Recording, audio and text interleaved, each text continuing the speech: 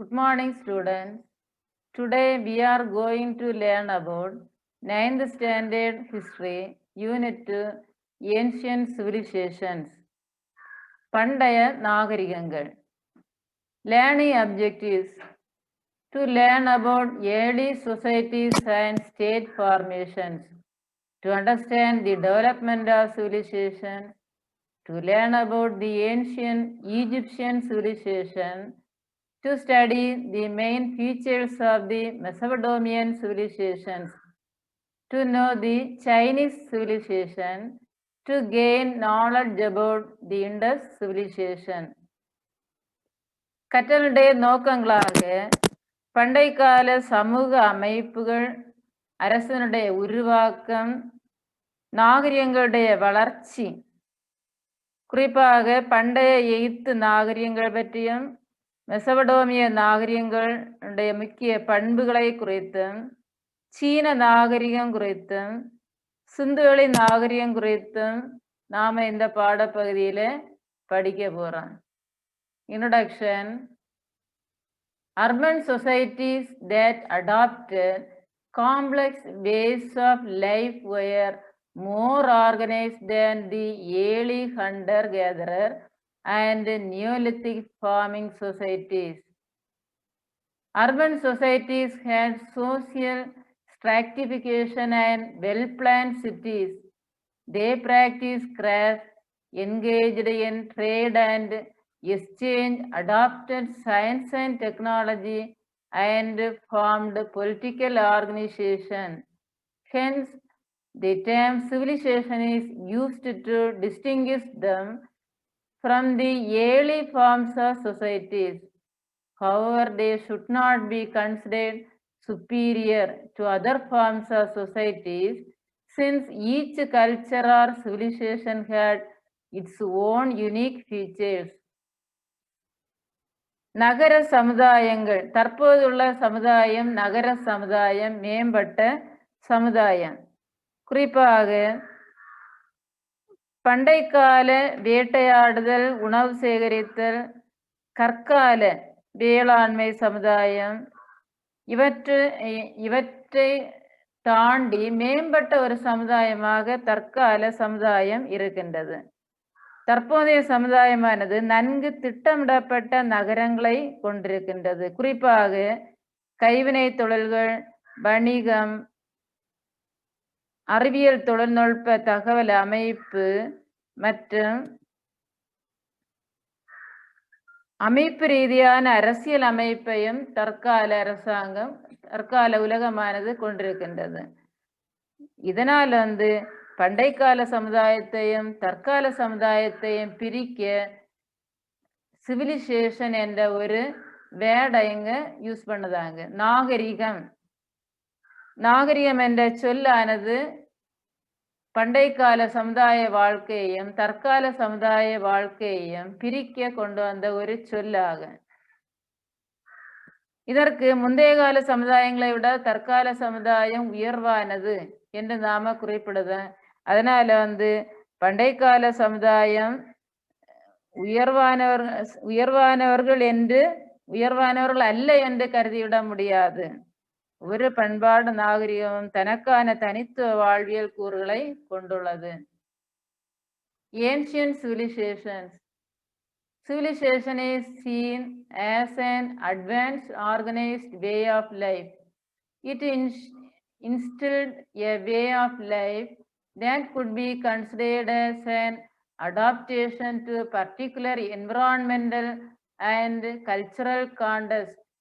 When it became necessary for large numbers of people to live in close proximity, they brought in planning, organization, and specialization. Settlements were planned and laid out, a polity emerged, society became organized, and food production and craft production were regulated. As civilization began to take shape, huge buildings were built. The art of writing developed, and science and technology contributed to the betterment of society. பண்டைய நாகரிகங்கள், ancient civilisation. நாகரிகம் என்பது, civilization is seen as an advanced organized way of life. பண்டைய நாகரிகங்கள் என்பது ஒரு முன்னேறிய முறைப்படுத்தப்பட்ட வாழ்க்கை முறை என்று குறிப்பிடுகின்றார்கள். It instilled a way of life that could be considered as an adaptation to particular environmental and cultural context. குறிப்பாக இங்கு அதிகமான மக்கள் வாழ்கின்றார்கள். மனிதர்கள் தற்போது அன்றைய வாழ்க்கை முறையானது கிராம முறையாக ஆங்காங்கே குடிசைகள் இருக்கு. ஆனால் தற்போதைய மனிதர்கள் அருகருகே வாழ்வது அவசியமாக திகழ்கின்றது. ஆகவேதான் தற்கால சமுதாயத்தில் மக்கள் எல்லாரும் வெல் பிளான்ட், அவர்கள் திட்டமிடப்பட்ட முறைப்படுத்தப்பட்ட தனித்தன்மை பேணக்கூடிய சமுதாயமாக வாழ்கின்றார்கள். அவர்களுடைய குடியிருப்புகள் எல்லாம் திட்டமிட்ட குடியிருப்புகளாகவும் பெரிய buildings, huge buildings were built. Art of writing developed and science and technology contributed to the betterment of society. குறிப்பாக நாகரிகங்கள் வடிவம் பெற தொடங்கியது. மிகப்பெரிய கட்டடங்களை எழுப்பினார்கள், எழுத்துக்கலையை உருவாக்கினார்கள்.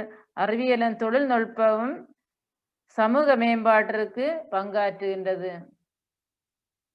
The Egyptian, the Mesopotamian, the Chinese and the Indus were the important early civilizations.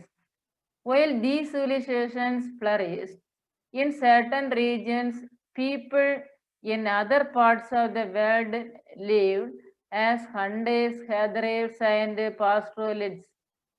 குறிப்பாக 4 நாகரிகங்கள், எகிப்திய, மெசபடோமிய, சிந்துவெளி, சீன நாகரிகங்கள். இந்த 4 நாகரிகங்களும் மிக முக்கியமான நாகரிகங்கள். இந்த நாகரிகங்கள் தலைத்த அதே காலகட்டத்தில் உலகின் மற்ற பகுதிகளில் வாழ்ந்தோர் வேட்டையாடுவோராகவும் உணவு சேகரிப்பவராகவும் மேய்ச்சல்காரர்களாகவும் வாழ்ந்தார்கள். பாஸ்டோரலிஸ்ட் மேய்ச்சல்காரர்கள். கண்டேஸ் கேதரர்ஸ் உணவு சேகரிக்கக்கூடியவர்கள். The hunters, gatherers and pastoralists maintained their relationship with these civilizations through interactions. உணவு சேகரிப்பவரும் மேய்ச்சல் சமூகத்தினரும் இந்த நாகரிகங்களோடு மிகவும் தொடர்பு பட்டவர்களாக இருக்கின்றார்கள். Their history is also equally important. During the time of these civilizations, South India witnessed the emergence of Neolithic agro-pastoral communities and microlithic form of life by hunter-gatherers. தென்னிந்தியாவில் புதிய கற்கால வேளாண்மை மேய்ச்சல் சமுதாயங்களாகவும் நுண்கற்கருவிகள் பயன்படுத்துபவர்களாகவும் வேட்டையாடுவோர் உணவு சேகரிப்போர் போன்ற மக்கள் இங்கு காணப்பட்டார்கள். The Egyptian civilization, as one of the oldest civilizations, the Egyptian civilization is known for its monumental architecture, agriculture, arts, sciences and crafts at a very early age. எகிப்திய நாகரிகம் பழமையான நாகரிகங்களில் ஒன்று. தனது கட்டடக்கலை, வேளாண்மை, கலை, அறிவியல், கைவினை தொழில் ஆகியவற்றின் வளர்ச்சியோடு சிறப்புடையதாக இருக்கின்றது. Geography, புவியியல். Egypt lies in the northeastern corner of the African continent. It is bounded by the Red Sea on the east and the Mediterranean Sea in the north. Africa கண்டத்தினுடைய வடகிழக்கு மூலையில் எகிப்து அமைந்துள்ளது. Egypt lies in the northeastern corner of the African continent. இதனுடைய எல்லைகள் கொடுத்திருக்கு. It is bounded by the Red Sea on the east. கிழக்கு செங்கடல் and Mediterranean Sea in the north. வடக்கு மத்தியதரை கடல். Egypt is irrigated by the river Nile, which originates in Lake Victoria in the south and flows into the Mediterranean Sea in the north. இந்த பகுதியை எகிப்திய நாட்டை பலமுடையதாக அல்லது செழிப்படைய செய்த ஒரு நதி உண்டு. அதுதான் நைல் நதி. விக்டோரியா ஏரியில் உற்பத்தியாகி எகிப்தில் பாயும் நைல் நதி மத்தியதரை கடலில் கலக்கிறது. விக்டோரியா ஏரியில் உற்பத்தியாகி which originates in Lake Victoria in the south and flows into the Mediterranean Sea in the north. Deserts are seen on both sides of the Nile River. Desert பாலைவன இரண்டு பகுதியிலும் இருக்கின்றது.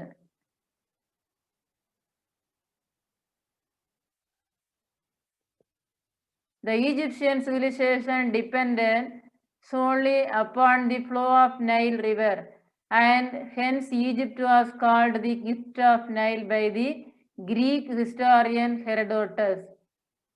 The Nile also served as a means of transport.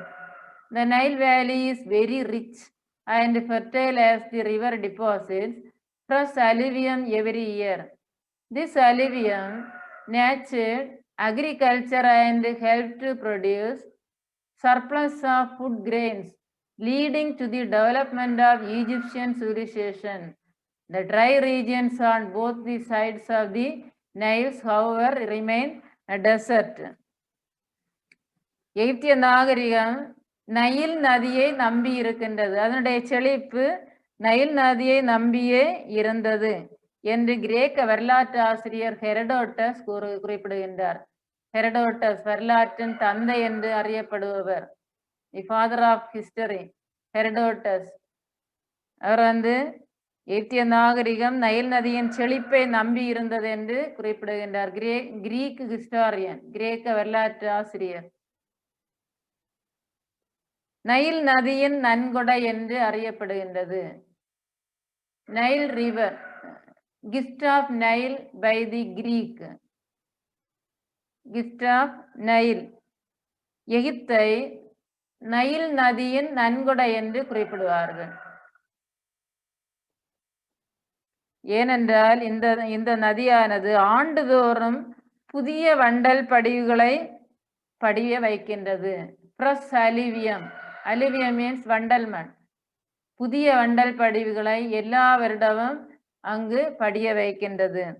ஆகவேதான் வேளாண்மையை செழிக்க வைத்து ஏராளமான உற்பத்திக்கு இது சாத்தியமாக மாறுகின்றது. நைல் நதியின் இரு பக்கங்களிலும் பாலைவனங்களை தான் நாம் பார்க்க முடியும். இந்த நைல் நதி பாயக்கூடிய இந்த எகிப்தானது செழிப்படைந்த ஒரு பகுதியாக இருக்கின்றது. The Hyksos were the rulers of the 15th dynasty of Egypt and they were probably from West Asia. எகிப்தின் 15வது வம்சத்தை சேர்ந்த ஆட்சியாளர்கள் தான் ஹைக்சோஸ் என்று குறிப்பிடுவார்கள். இவர்கள் மேற்கு ஆசியாவிலிருந்து வந்திருக்கலாம் என்று குறிப்பிடப்படுகின்றது. Persians are the people from the region of Persia, the ancient Iran.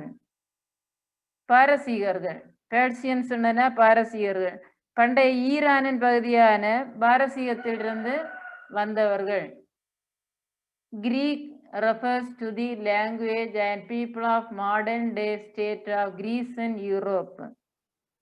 கிரேக்கம் ஐரோப்பாவில் உள்ள இன்றைய கிரீஸ் நாட்டில் உள்ள மக்களையும் மொழியையும் குறிக்கக்கூடியதுதான் கிரீக்கு.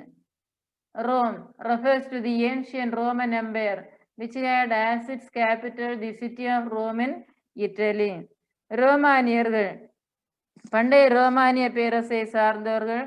இவர்களுடைய தலைநகரம் இத்தாலி. இத்தாலியில் இருக்கக்கூடிய ரோம். இவருடைய தலைநகரம் ரோம்.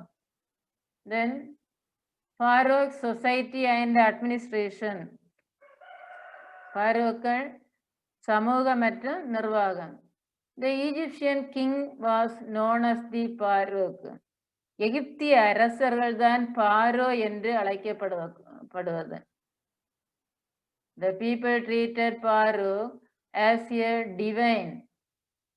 தெய்வீக சக்தி பொருந்தியவராக காணப்பட்டார். Divine form.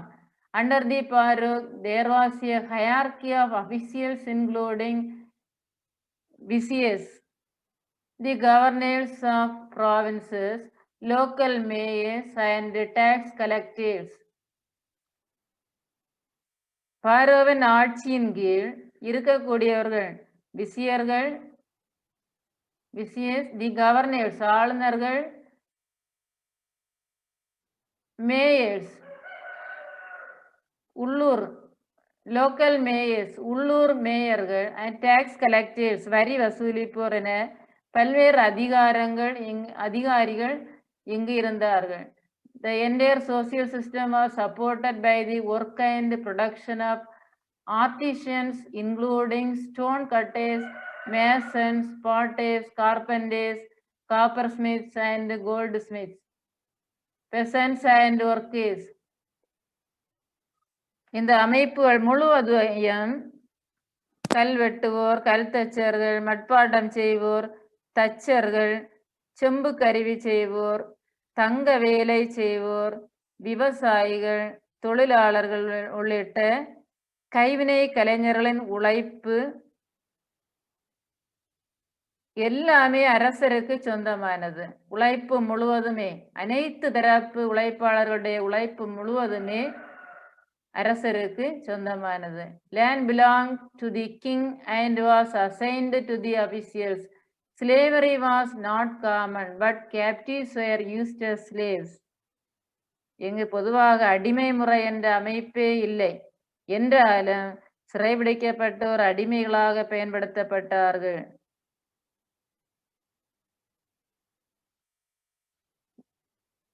Viziers were the high officials who administered territories under the directions of the Farouks. பாரோவின் கீழ் மாகாணங்களை ஆளும் நிர்வாகிதான் விசியஸ் என்று அழைக்கப்பட்டவர்கள். The Egyptians believed in life after death. Therefore, they preserved the dead body. The art of preserving the dead body is known as mummification. Pyramids and tombs were built to preserve the body of pharaohs. எகிப்தியர்களுடைய மரணத்திற்கு பிறகு வாழ்வு இருப்பதாக நம்பினார்கள். எனவே அவர்கள் இறந்தவர்களுடைய உடல்களை பதப்படுத்தி வைத்தார்கள். இறந்தவர்களுடைய உடலை பதப்படுத்தி வைக்கும் முறைக்கு பெயர்தான் மம்மிபிகேஷன் என்று சொல்லக்கூடியது, மம்மியாக்கம். குறிப்பாக பாரோக்களுடைய மன்னர்களுடைய உடலை பாதுகாக்க பிரமிடுகளையும் சமாதிகளையும் கட்டி வைத்தார்கள். Pyramids and tombs were built to preserve the body of pharaohs. The famous Egyptian pharaoh Tutankhamun, மிக முக்கியமான ஒரு புகழ்பெற்ற எகிப்திய பாரோ டூடன்காமன். இவர் who ruled from 1332 to 1322. இவருக்கு பொது ஆண்டிற்கு முன் 1332 முதல் 1322 வரையிலும் ஆட்சி புரிந்து கொண்டிருந்தார் Tutankhamun. You see in this picture the mummified body of Tutankhamun. பதப்படுத்தப்பட்ட உடல். The golden mask of Tutankhamun. அவருடைய முகம் தங்கத்தால் மூடி முகமூடி, தங்க முகமூடியை அணிந்து வைத்திருக்கின்றார். Tomb with a rich variety of offerings is located near Luxor in Egypt. The mask of his mummy, made of gold and decorated with precious stones, is an important artifact of the Egyptian civilization. குறிப்பாக விலையுயர்ந்த கற்களால் அலங்கரிக்கப்பட்ட உடலும் முகமூடி தங்கத்தால் செய்யப்பட்டதாகவும் இருந்தது. இது எகிப்திய நாகரிகத்தினுடைய முக்கியமான செய்பொருளாக இருக்கின்றது. மம்மிஸ் ஆஃப் ஈஜிப்ட், எகிப்திய மம்மிகள். The preserved dead body is called the mummy. The Egyptians had the tradition of preserving the dead bodies using natron salt and combination of sodium carbonate and sodium bicarbonate. The preservation process is called mummification. After 14 days, when the salt absorbed all the moisture and the body was filled with sawdust and wrapped with strips of linen cloth and covered with a fabric. The body was stored in a stone coffin called sarcophagus. எகிப்தியருடைய பதப்படுத்தப்பட்ட உடல் பற்றி கொடுத்திருக்குது. அவர்கள் எவ்வாறு பதப்படுத்தினார்கள், இறந்தவர்களுடைய உடலை எப்படி பதப்படுத்தி வைத்திருந்தார்கள். இறந்தவருடைய உடல்களை சோடியம் கார்பனேட், சோடியம் பைகார்பனேட் ஆகியவற்றின் கலவையான நாட்ரன் உப்பு என்ற ஒரு வகையான உப்பை வைத்து பாதுகாக்கும் வழக்கமானது எகிப்தியருடைய இருந்தது.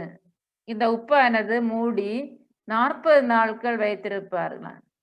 40 நாட்களுக்கு பிறகு இந்த உப்பானது உடலுடைய ஈரப்பதம் அனைத்தையும் உறிஞ்சிய பிறகு அந்த உடலை மரத்தூளால் நிரப்பி லினன் துண்டுகளால் துணியால் மூடி வைத்து விடுவார்கள்.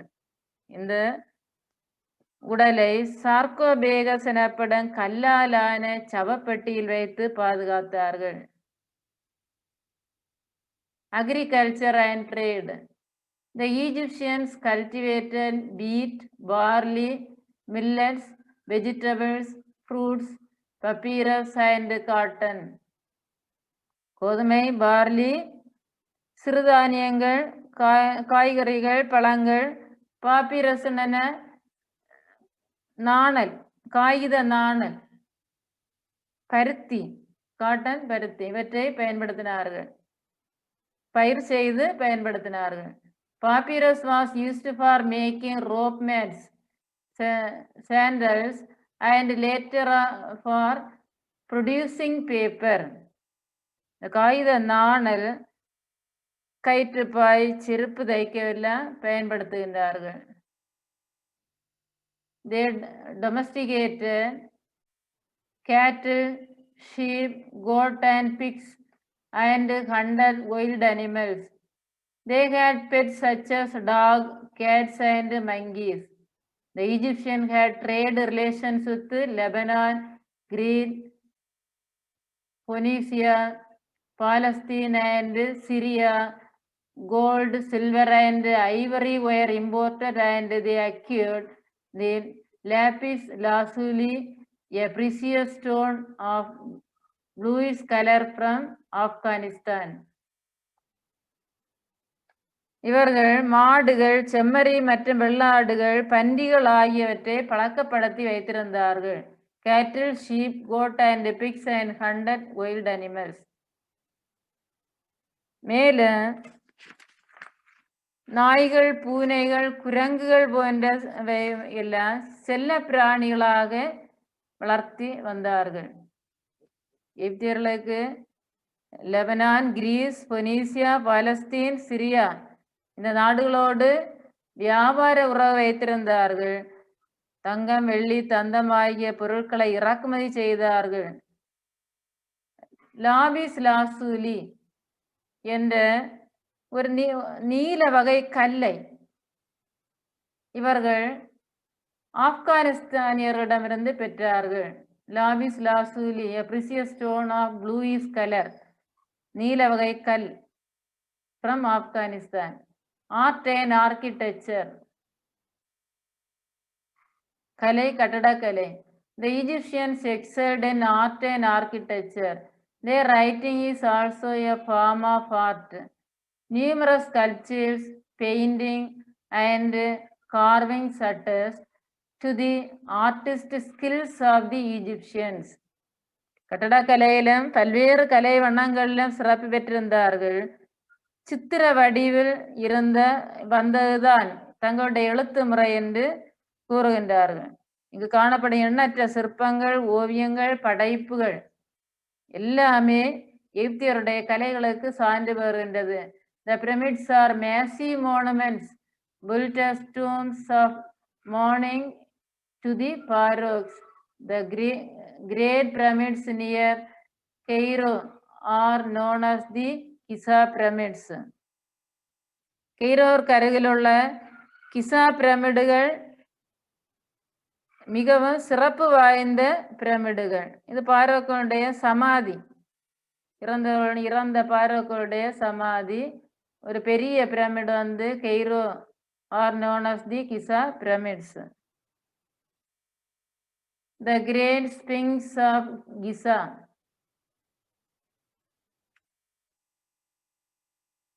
is a massive limestone image of a lion with a human head.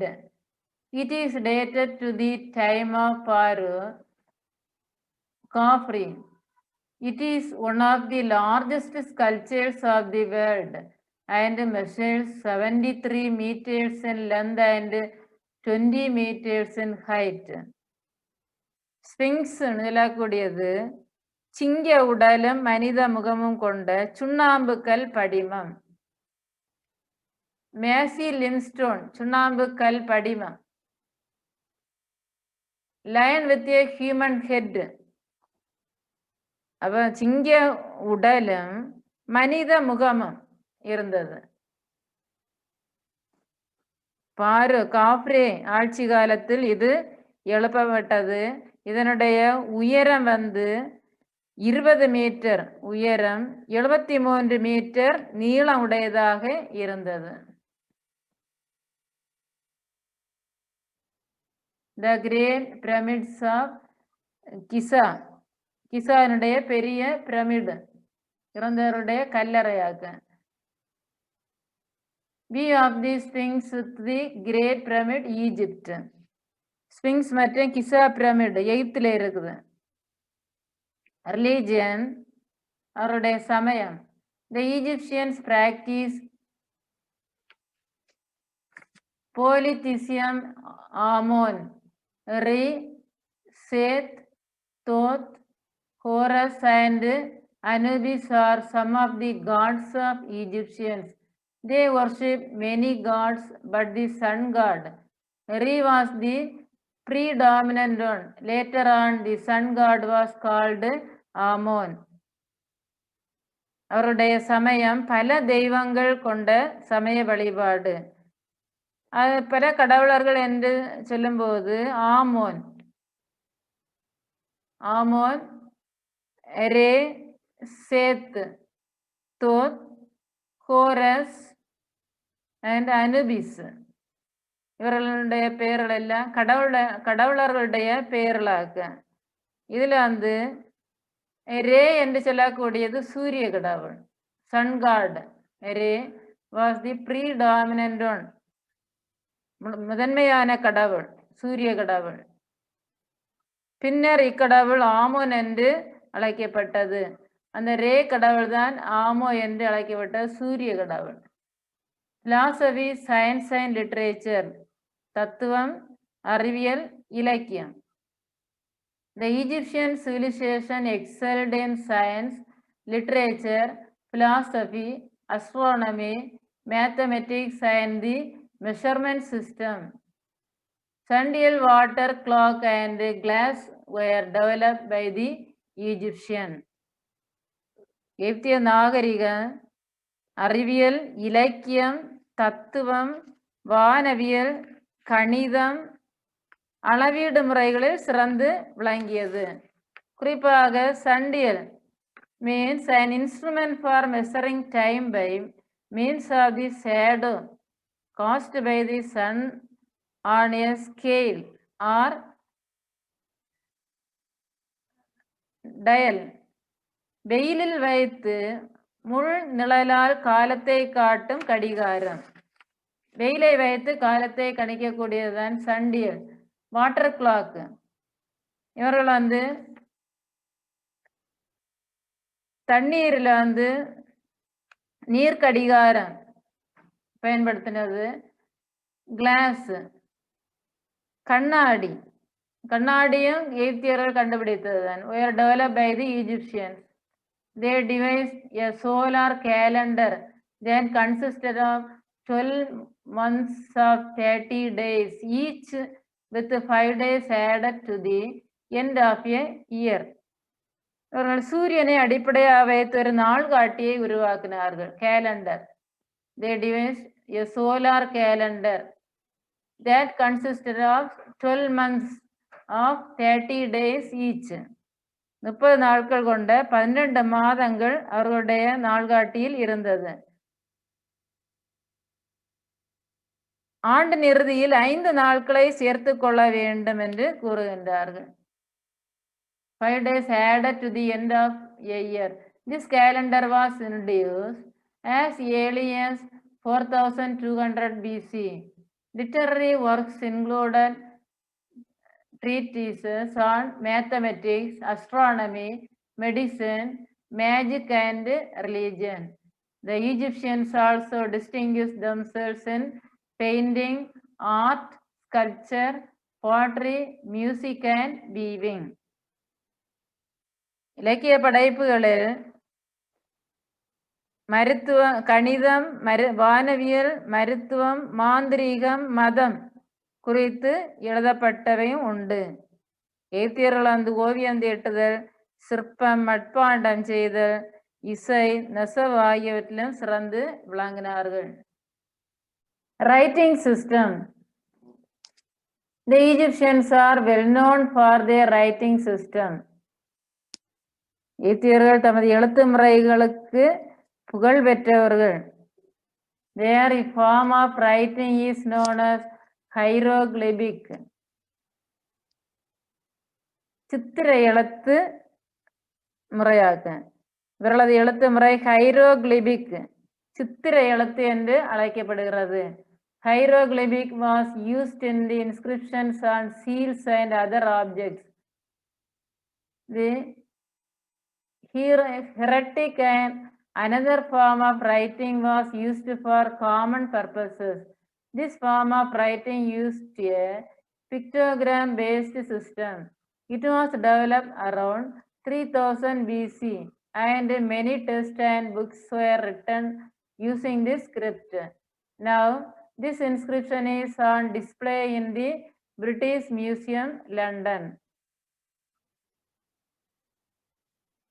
பொதுவான தகவல் தொடர்புக்கு ஹெரிடிக் எழுத்து முறை பயன்படுத்தப்பட்டது. இவருடைய எழுத்து முறை சித்திர எழுத்து முறை. பொதுவான தகவல் தொடர்பிற்கு பயன்படுத்தப்பட்ட எழுத்து முறை ஹெரிடிக் எனப்படும் சித்திர எழுத்து வடிவம். இது சுமார் 3000 உருவாக்கப்பட்டது. இந்த எழுத்தை பயன்படுத்தி ஏராளமான புத்தகங்களை எழுதுகின்றார்கள். இப்போது லண்டனில் பிரிட்டிஷ் அருங்காட்சியகத்தில் காட்சிக்கு வைக்கப்பட்டிருக்கின்றது. ஹைரோகிளிபிக் script. Characteristics and contributions of the Egyptian civilization. எகிப்திய நாகரிகத்தின் தன்மைகளும் பங்களிப்பும். The Egyptians developed a solar calendar system. சூரியனை அடிப்படையாக கொண்ட நாள்காட்டியை உருவாக்கினார்கள். The pyramids and their designs show their mathematical and surveying skills. பிரமிடுகளும் அவற்றின் வடிவமைப்பும் அவர்களது நில அளவை மற்றும் கணித திறன்களை வெளிப்படுத்துகின்றது. Hieroglyphic writing system attests to their skills in handling symbols. ஹைரோகிளிபிக்ஸ் எழுத்து முறை அவர்களுடைய குறியீடுகளை பயன்படுத்தும் திறனை காட்டுகின்றது. Preservation of human body in the form of mummies. மம்மிகளும் இறந்த உடல்களை பாதுகாப்பதும் முக்கியமான ஒரு பங்களிப்பு.